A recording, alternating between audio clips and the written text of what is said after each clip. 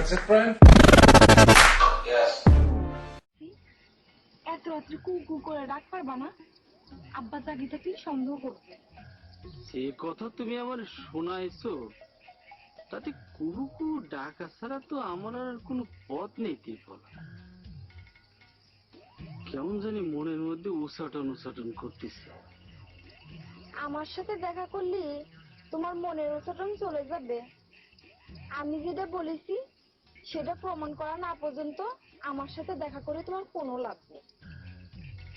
এখানে খাওয়ার সময় নষ্ট না করেই চেষ্টা করো নিজের নির্দোষ প্রমাণ করতে পারো কিনা। আমার এই নির্দোষ প্রমাণ করার জন্য তো আমার তরফ থেকে কোনো সমস্যা নেই। আমি চিন্তা করতেছি তোমার কষ্ট নিয়ে। তোমার নির্দোষ প্রমাণের সাথে আমার কষ্টের কিসের সম্পর্ক? অবশ্যই সম্পর্ক আছে। আমি ঢাকায় যে কি করি, কনে যাই, সেই খবর যদি তুমি পাইতে চাও তাহলে তো আমার পিছনে একটা গোয়েন্দা লাগার লাগবে। আর তুমি তো যতক্ষণ পর্যন্ত নিজের চোখে না দেখবা ততক্ষণ পর্যন্ত তুমি বিশ্বাস করবা না। আর কাউরে ফলো করা কি কম কষ্টের কাজ কও? না না, সেটা আমার পক্ষে কোনোভাবেই সম্ভব হবে না।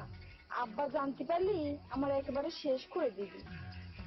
এই কথা তো আমি মানবো না ত্রিফলা। তুমি আমাকে বিশ্বাস করবা না, আমি যেটা বলবো সেটাও তুমি মানবা না। তোমার তো এক পথে হাঁটা লাগবে নাকি?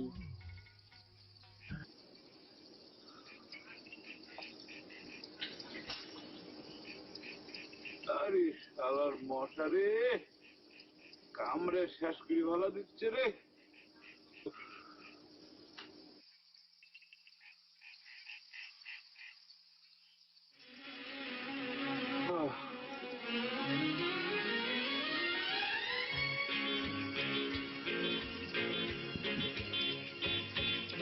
আরে রেশমি যদি এখন আমার পাশে থাকতো কি যে ফাইন লাগতো।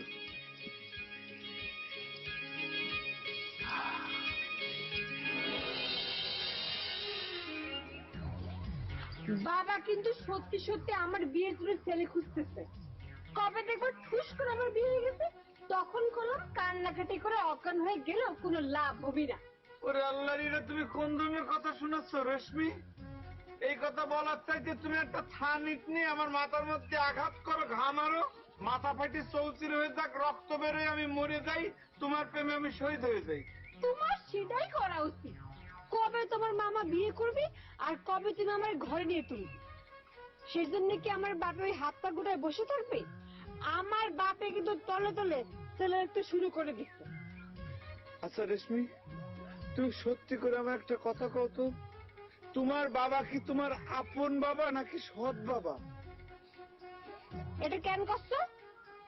কথাটা জিজ্ঞেস করতেছি এই কারণে, কারণ তুমি তার একমাত্র মেয়ে।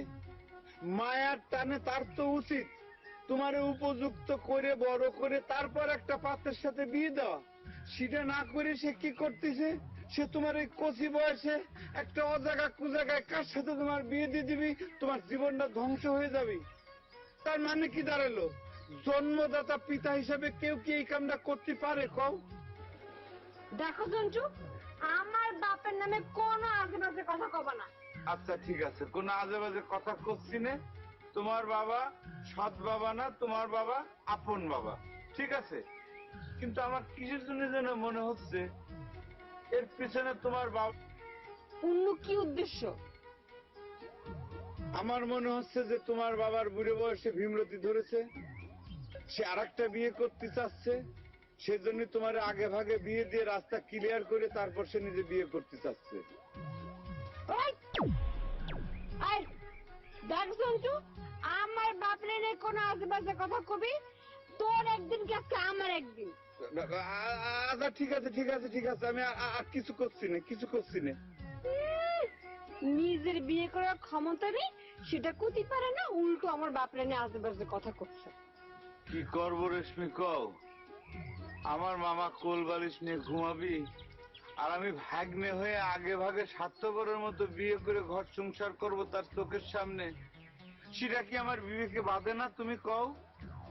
আমাকে বিয়ের কথা না হয় আমরা বাদ দিলাম, তোমার মামার চুলে যে পাক ধরেছে সেটা কি তোমরা কেউ খেয়াল করো না? সেটাও খেয়াল করি রেশমি, কিন্তু কি কব কও, আমার মামা কাঁচা বয়সে রাসু মামির প্রেমে পড়ে তো একটা টিরাপে পড়ে গেছে। সেই ভুলের থেকে সে নিজে কোনো মতোই আর বের হতে পারতেছে না, আর সেই ভুলের খেসারত দিতে হচ্ছে আমার।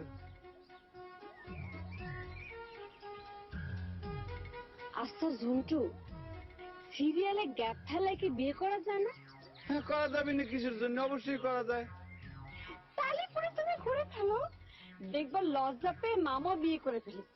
হ্যাঁ, না ঘটনা হচ্ছে কি যে এই ব্যাপারে কোনো সিদ্ধান্ত আমি আপাতত তোমার দিতে পারতেছি না রেশমি। এই সিদ্ধান্তের জন্য তোমার কিছুদিন ওয়েট করতে হবে, মানে কয়েকদিন পর আমি তোমার এই সিদ্ধান্তটা জানাতে পারবো, বুঝতে পারিছো? এই পর পর করতে করতে দেখবে একদিন সত্যি সত্যি আমিও তোমার পর হয়ে যাবো। ওরে আল্লাহ, আল্লাহ জানে এই মামার জন্য আমার রেশমিরে হারাতে না হয়। একটা জিনিস আমি কিছুতেই বুঝতে পারতেছি না, এই দুনিয়ায় কি আর মেয়ে নেই? এক সন্তানের জন্য রাসু মামিরে ছাড়া কি আর বিয়ে করার কোনো মেয়ে এসে পাচ্ছে না? উফ রে, এই মশার যন্ত্রণায় তো মলাম, খালি কি মশার যন্ত্রণা, শীতের ঠেলায় পেট চোচো করতেছে। একটা সিস্টেম বার করতে হবে। খিদে যা লাগেছে, পেটের ভিতরে ইঁদুর তো দৌড়ে দৌড়ে করতেছে রে, শুষে দৌড়ে দৌড়ে করতেছে।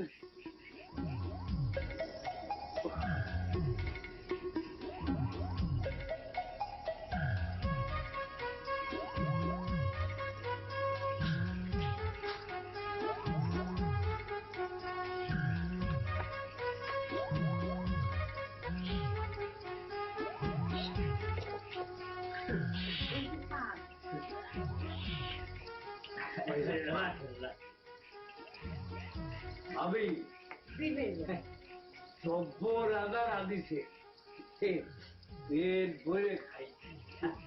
সত্যি কথা ভাইজান, আমার রান্না আপনার ভালো লেগেছে। আরে তাই আর করছি কি, এই যে দেখতে পাচ্ছেন না হাতি গাছি পেটটা কিরাম করে ফেলেছে, পুরো ব্যাঙের মতো হয়ে গেছে, সোজা হয়তো বসতেও পারতেছি না।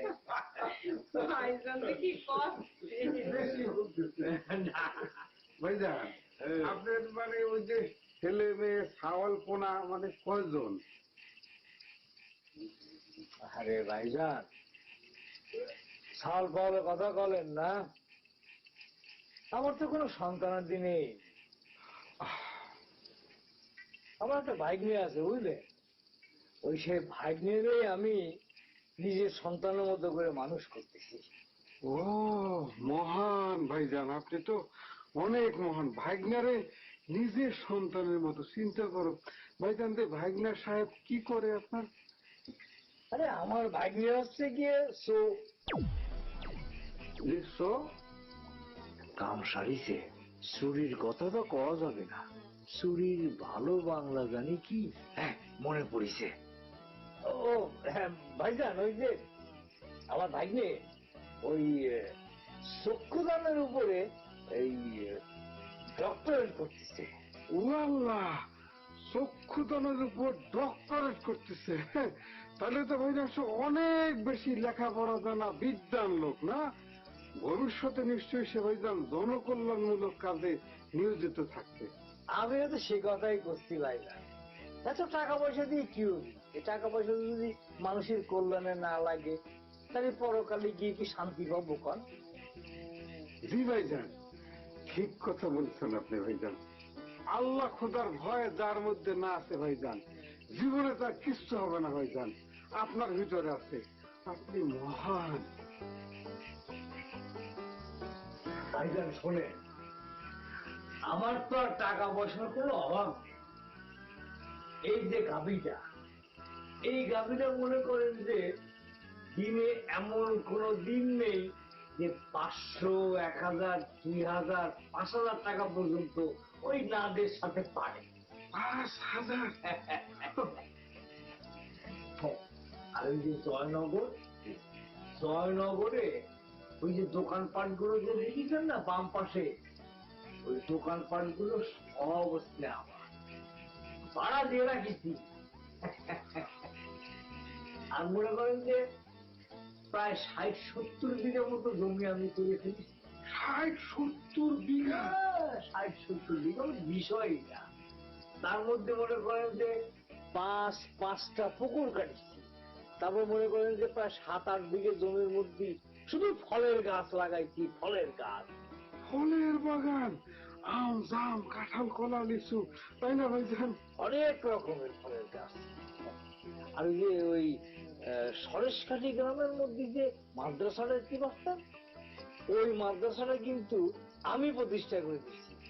ও দেখছি ভাইজান, আমি ওই মাদ্রাসা দেখছি, অনেক সুন্দর একটা মাদ্রাসা ভাইজান।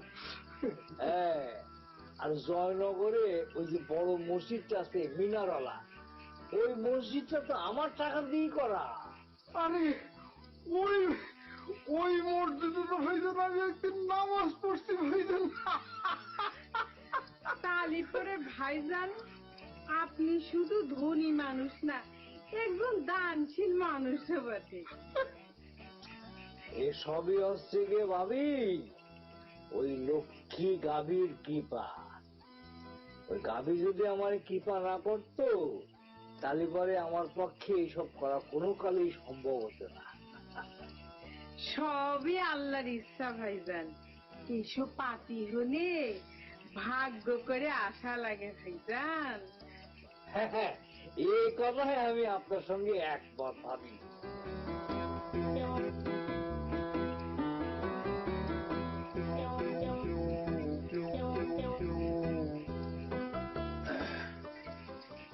ভাই আসসালামু আলাইকুম। ওয়ালাইকুম সালাম। ভাই আপনারা তো চিনলাম না ভাইজান। কিরাম করে চিনবেন? আমি তো আপনাদের গ্রামে প্রথম বেড়াতে আইছি, আমি আপনাদের গ্রামের কুটুম। কার বাড়িতে আছেন? ওই যে চেয়ারম্যান সাহেবের বাড়িতে। কিন্তু এর আগে তো কখনো আসতে দেখিনি। কিরাম করে দেখবেন? আমি তো দেশে ছিলাম না, আমি ছিলাম সৌদি আরব। সৌদি আরব থেকে আইসেই এই কুটুম বাড়িতে বেড়াতে আইছি, এই জীবনের প্রথম। সত্যি কথা কতি কি ভাই, আপনাদের গ্রামে এসে একদম মনটা ভরে গেল। গ্রামটা দেখতে যেরকম সুন্দর, মানুষগুলো আরো বেশি সুন্দর। মানে এই সৌদি আরবের যে মরুভূমি, সেই মরুভূমির মতো উদার ভাই, বুঝতে পারছেন? এইগুলো কথা এই গ্রামে আসলে এগুলো সবাই বলে। বলতেই হবে, যেখানেই যাচ্ছি ভাই, না খায় কিন্তু আমার উঠতে দিচ্ছে না। মানে এত চমৎকার আতিথেয়তা ভাই, মানে বুকটা মনটা ভরে যায়। সেটাই তো নিয়ম, তাই না ভাই? ভাই আপনার কাছে হাত জোর করে করছি, আপনি কিন্তু আমার কিছু খাতি পাবেন না, আমি কিন্তু খাতি পারবো না। মানে আমার পেটটা কিন্তু মানে ফাটে ফাটে অবস্থা। কেন এত কিছু কে খাওয়াইলো আপনাকে? কার কথা কব ভাই, যার সাথে দেখা হচ্ছে সেই খাতি করছে। কয়জনেরটা খাবো ভাই, পেটটা একদম ফাটো ফাটো অবস্থা। ও ভাই, এই পাউরুটি কলা কিন্তু আমার খুব প্রিয় খাবার, বুঝতে পারছেন? মানে পেটে তো জায়গা থাকতে হবে। এখন যদি আপনি আমার জোর করে যদি খাতি বলেন, আমি কিন্তু খাতি বাধ্য। কারণ আমার একটা বৈশিষ্ট্য আছে, কেউ যদি আমার কোনো কিছু মানে খাতি বলে, আমি না করতে পারি না। এটা তো খুব ভালো। এখন চামারের দোকানে এসে বললাম, এত পাম মারা কথা কলাম, তাও তো কিছু খাতি করলো না। এদিকে তো পেটের মধ্যে খিদেতে আইকুম বাইকুম করতেছে, নিজে মুখে এখন খাতি চাই কি করে? আচ্ছা ভাই, এই পাউরুটিটা দেখে তো খুব টাটকা মনে হচ্ছে। এই পাউরুটি কোন কোম্পানির কোন তো? এগুলো ভাই ভাই কোম্পানির ব্যাপার। ভাই ভাই কোম্পানি? ভাই ভাই কোম্পানি তো খুব নাম করা কোম্পানি। দেখতে যেরকম ফাইন, আমার মনে হয় টেস্ট করে দেখলে এবার আরো শিওর হওয়া যাবে, তাই না ভাই? দেখি।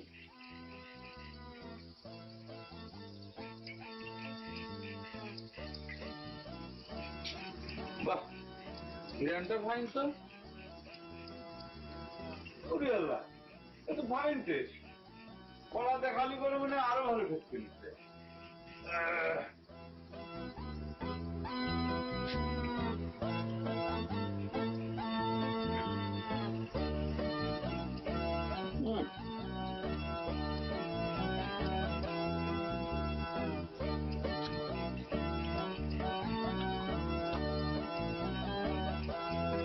খুব ফাইন, খুব ফাইন। একটা কথা আমি না বলে পারতেছি না। এই দূরিত্বে আপনার সম্পর্কে এত নাম ডাক শুনেছি, আজকে আপনার বাড়ির আতিথ্যে পাইয়ে আমার মনে হচ্ছে, বুঝতে পারিছি যে মানুষজন আপনার এত সুনাম কেন করে। কি যে ভাইজান বলতেছে, দেখো ভাইজান, আমার দুর্ভাগ্য ভাইজান, মানে আমাদের দুর্ভাগ্য। আমি নায়ক, আপনার মতো এরকম একজন মহান ব্যক্তির সাক্ষাৎ ভাইজান আমি আগে কেন পাইলাম না? ভাইজান, আপনার সেবা করতে পেরে আমরা ধন্য ভাইজান।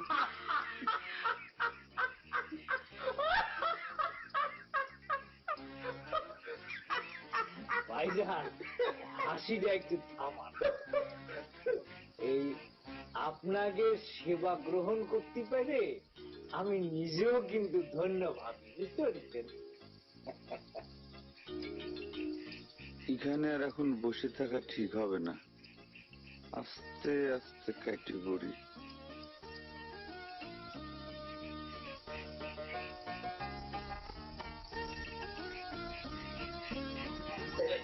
এই যাবে কোনে যান? টাকা না দিয়ে কোনে জানা? কি বলতেছেন ভাই, টাকা দেওয়া লাগবে? বাহ, খাইয়েছেন, টাকা দিতে হলি না? না মানে আমি ভাবলাম যে সবাই মিলে আমার যেরকম যত্নার্থী করতেছে, আপনি হয়তো বলবেন যে আত্মীয় মানুষ, এই রুটি আর কলার দাম আপনারা দিতে হবে না। ভাই, সেটা তো বাড়িতে গেলে হয়, দোকানে এই সমস্ত কোনো আত্মীয়তার সিস্টেম নাই, বুঝলেন? কি আর করা, আপনার যেহেতু চক্ষু লজ্জা কম, বাকির খাতায় লিখে রাখেন চেয়ারম্যান সাহেবের নামে, সেই তো আমারে বলে দিছে। চেয়ারম্যান সাহেব বলে দিছে? আমার কথা শুনে কি আপনার মনের মধ্যে সন্দেহ হচ্ছে? আমি চেয়ারম্যান সাহেবের আপন খালাতো বোনের, ফুফাতো ভাইয়ের ছোট ছেলের বড় মেয়ের ছোট ভাতিজা। আমি এই প্রথম মামা বাড়ি বেড়াতে আসছি। কিন্তু চেয়ারম্যান সাহেব তো আমার দোকান থেকে কোনো কিছু কেনে না।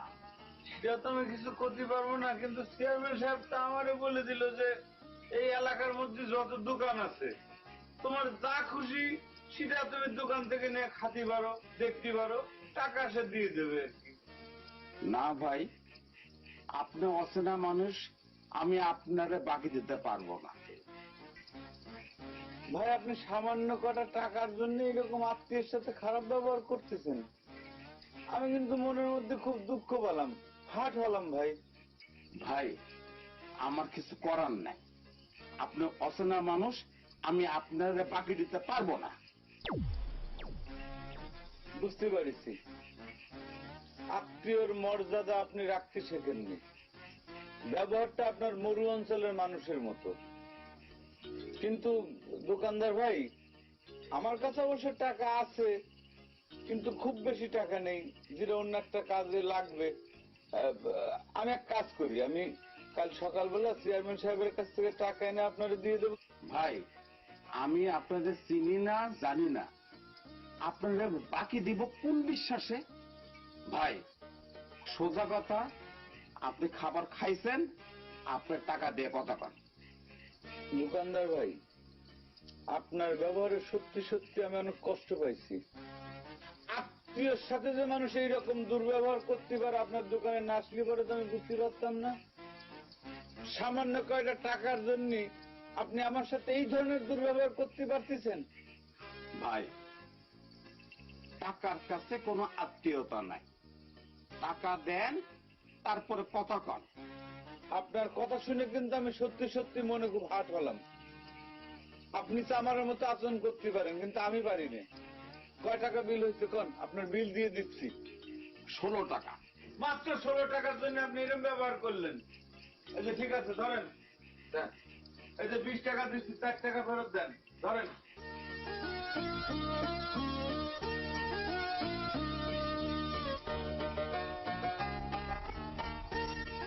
না দেন। কাজটা ঠিক করলেন না, ভদ্রতাটা শিখতে হয়, বুঝলেন?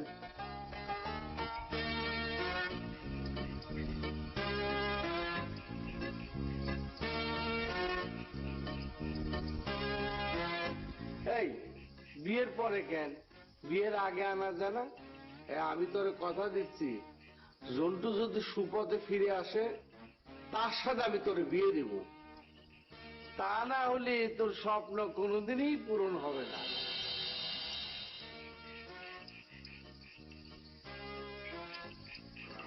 জন্টু সুপথে ফিরে আসলে বাবা সত্যি তার কথা রাখবে? কথাটা জন্টুকে আমার জানানো দরকার।